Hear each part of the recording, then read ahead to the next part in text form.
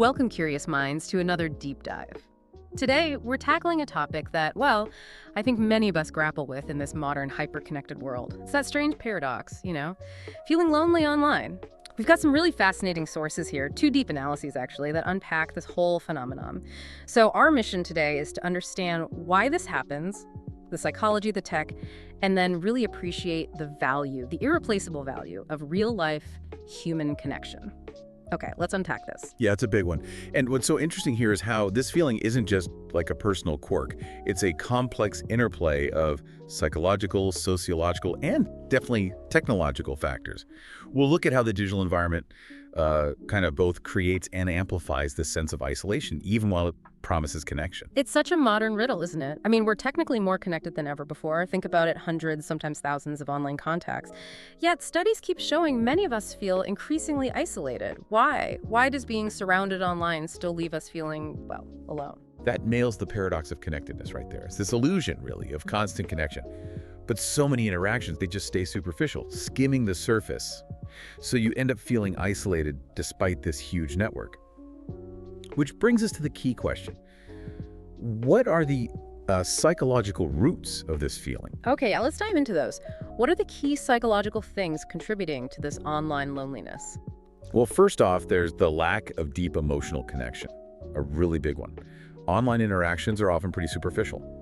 Likes, quick comments, emojis. And while they're convenient, sure, they rarely satisfy that fundamental human need for genuine emotional contact, the kind that's often conveyed through nonverbal cues, tone of voice, facial expressions. Right, the stuff you just don't get from tech. Exactly. Like someone might post about a really difficult day, get dozens of likes, maybe some sad faces, but no truly meaningful response. That just reinforces this feeling that maybe your experiences aren't really important to others. That makes total sense. It's like volume over substance. And then there's the inevitable social comparison trap, right? Absolutely. Huge factor. Social media constantly presents this kind of ideal picture of other people's lives. The filtered photos, the amazing achievements, the perfect vacations. The highlight reel. The highlight reel, precisely. And constantly seeing that can make users feel less successful or sort of disconnected from what looks like everyone else's ideal life. This ties directly into FOMO, the fear of missing out. That just intensifies feelings of isolation when you see others enjoying experiences you're not part of. Imagine scrolling Instagram, seeing friends at a party you weren't invited to. Boom. Instant feeling of being left out. Yeah, I think we've all been there. Comparing our messy reality to someone else's curated perfection, what about just the sheer amount of information? Can that contribute? Oh, definitely. That leads straight to emotional overload and burnout. Just this constant stream of information, news, posts, notifications. It can be genuinely exhausting. You might be technically connected, but you feel overwhelmed, almost numb, incapable of any meaningful interaction. Being constantly on like that just drains your emotional resources, which can actually deepen loneliness because you're too spent to engage properly. Like being at a party, but too tired to actually talk to anyone. Interesting. And what happens when our expectations of online connection aren't met? That's a huge one.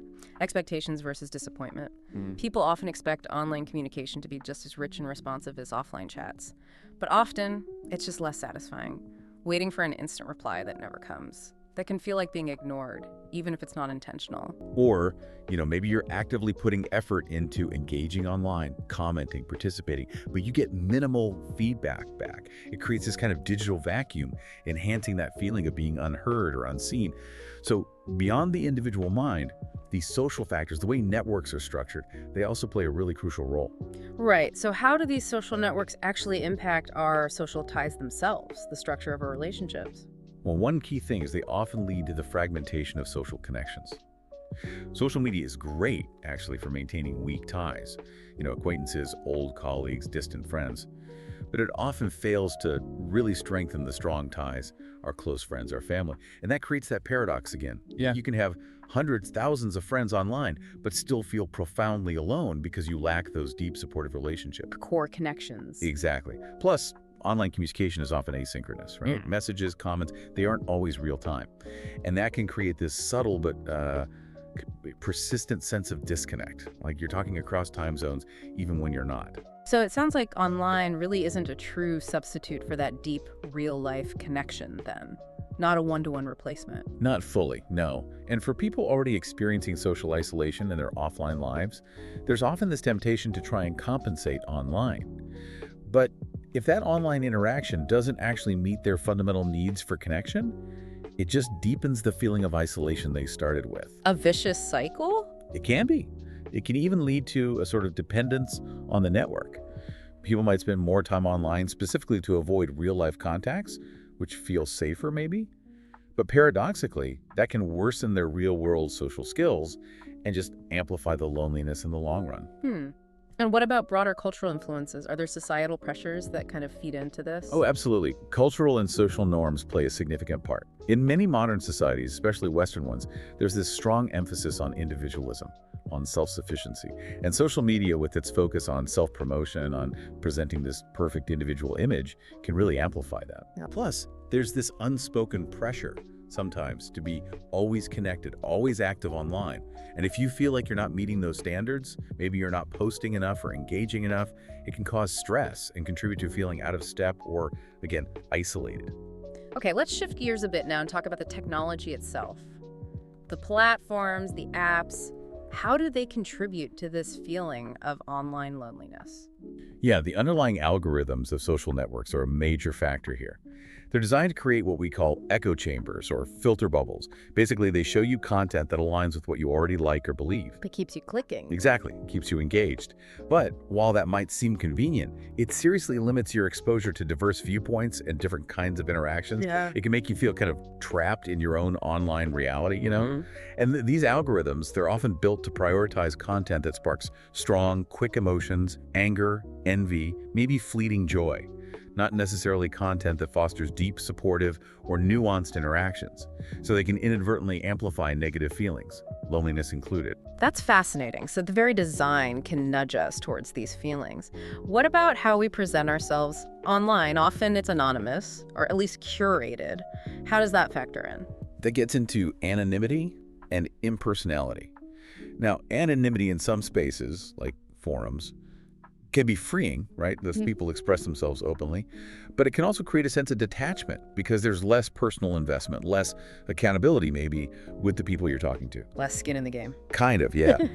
And using avatars, nicknames, filters, all these layers can create a barrier between our real personalities. Yeah.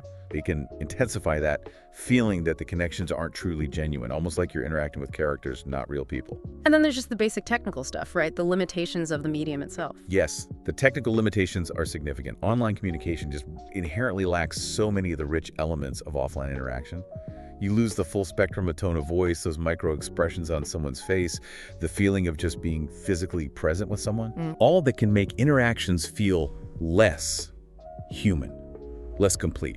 And even simple things like technical glitches, a bad internet connection, messages getting delayed, they interrupt the flow and can foster that sense of detachment too. Now, it's really important to see how all these factors, psychological, social, technological, oculus, they don't just exist separately. They actually feed into several key mechanisms that intensify this feeling of loneliness, often creating kind of self-reinforcing cycle. Right, so it's not just isolated causes, they interact, creating a kind of downward spiral maybe? Precisely. You've got that paradox of connectedness. We talked about the illusion of connection hiding superficial interactions. That feeds directly into a feedback loop. Loneliness might push someone to spend more time online, hoping to find connection there. Trying to fix it with the thing that might be causing it. Exactly. But the superficiality of many online interactions often just amplifies that initial loneliness. It creates this vicious cycle that can be really hard to break out of. Wow. And I've heard dopamine plays a role here too, kind of hijacking our brain chemistry. It's a critical mechanism, dopamine addiction. Social networks are, frankly, expertly designed to trigger dopamine release. Likes, notifications, comments, they give you these little hits of pleasure, of validation, instant feedback. It feels good for a second. Right, but the effect is temporary. It's a fleeting high. And it often leaves an emotional void afterwards, a kind of crash. And that feeling, that void, can actually amplify the loneliness, making you crave the next notification, the next like. This paints a really clear, maybe even a little bleak picture of why online interactions can fall short. They just don't seem to satisfy our deeper needs.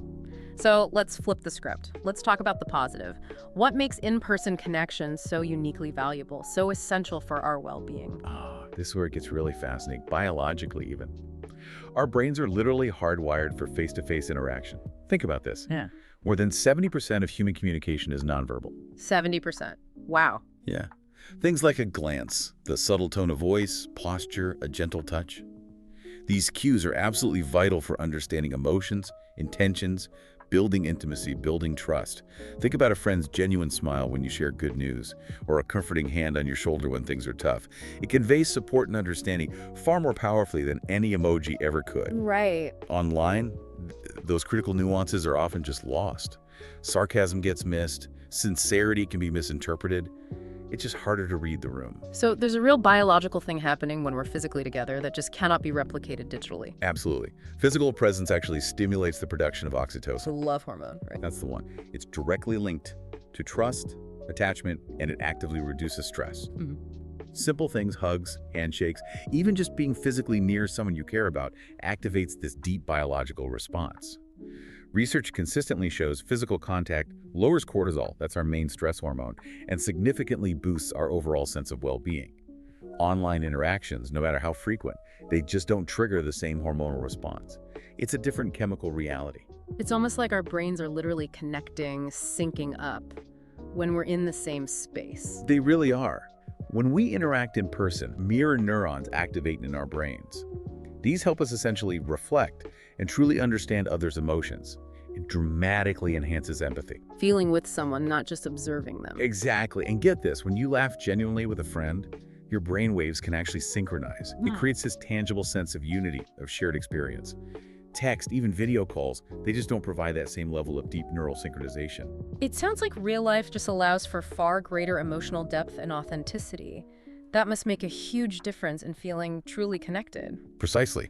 It's just inherently easier to share vulnerable personal experiences and receive genuine, heartfelt support in real life. Yeah. Relaxed coffee chat, a walk in the park. These settings foster an atmosphere of trust where you feel truly heard and understood.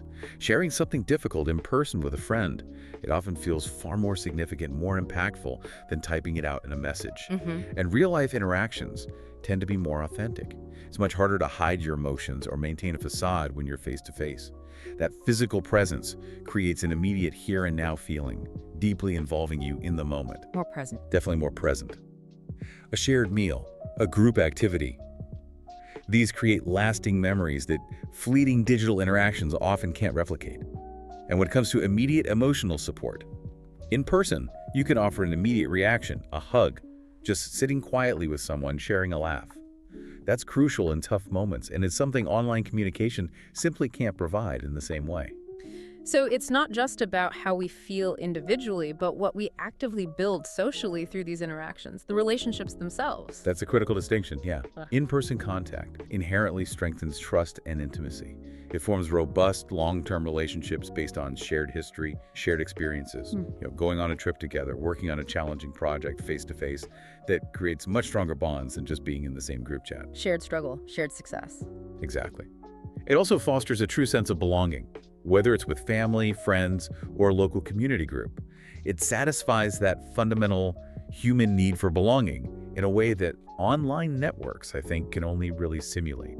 Participating in local events, volunteering together, that creates a sense of tangible community that's really hard to replicate online. And I imagine it helps us actually develop essential communication skills too, like practice makes perfect. Yes, it's vital for the development of social skills.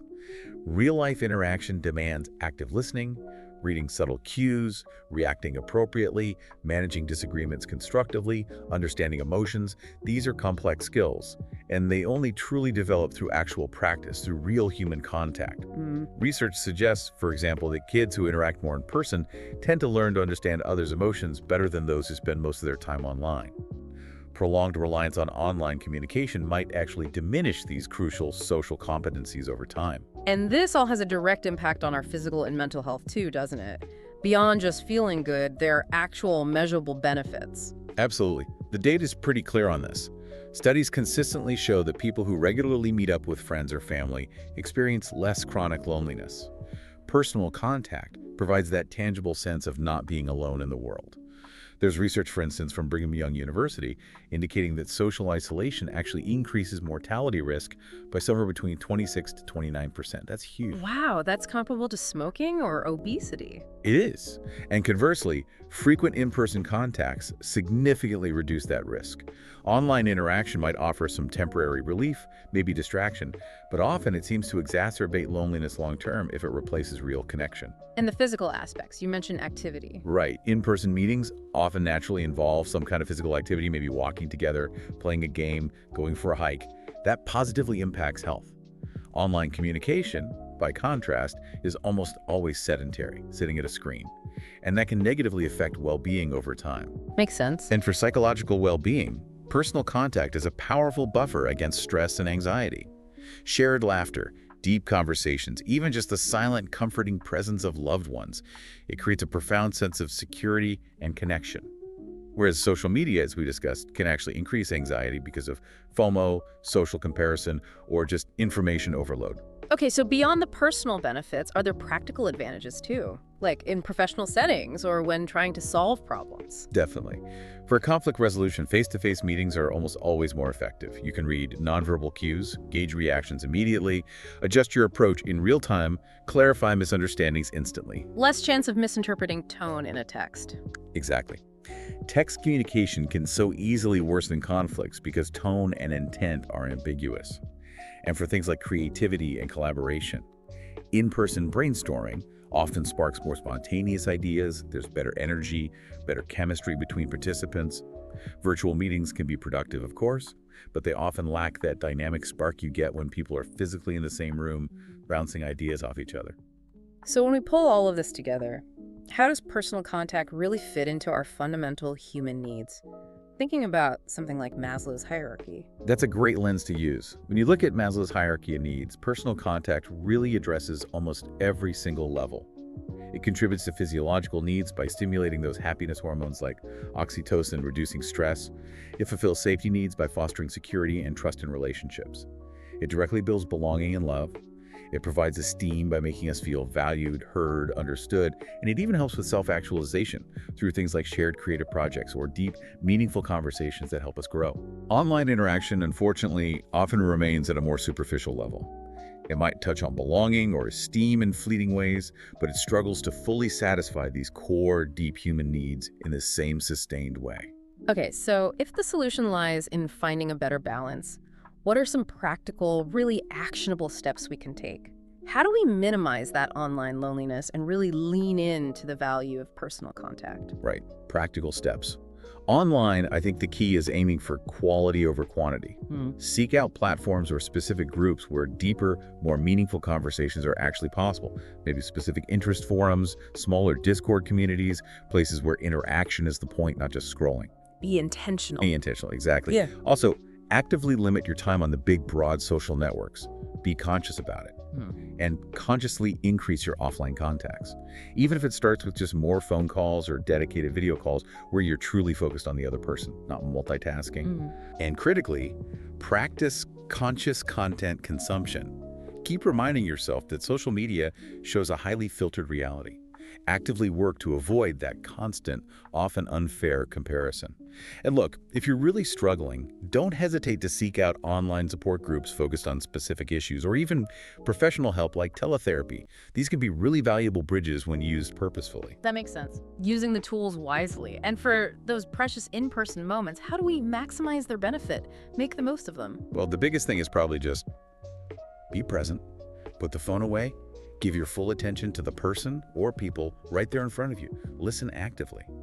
Another great thing is to create traditions. Weekly dinners, regular coffee dates, monthly game nights with friends or family. Consistency builds bonds. Rituals of connection. Exactly. Rituals of connection. Also, seek shared experiences. Don't just sit around. Go on hikes, play sports together, volunteer for a cause you both care about, learn something new together. These active, shared moments build much deeper connections than just passive consumption. And maybe most importantly, be authentic, be willing to share your true feelings, your vulnerabilities, and genuinely listen when others do the same. That's how you foster those deep reciprocal connections that really nourish us. Wow, what a deep dive this has been.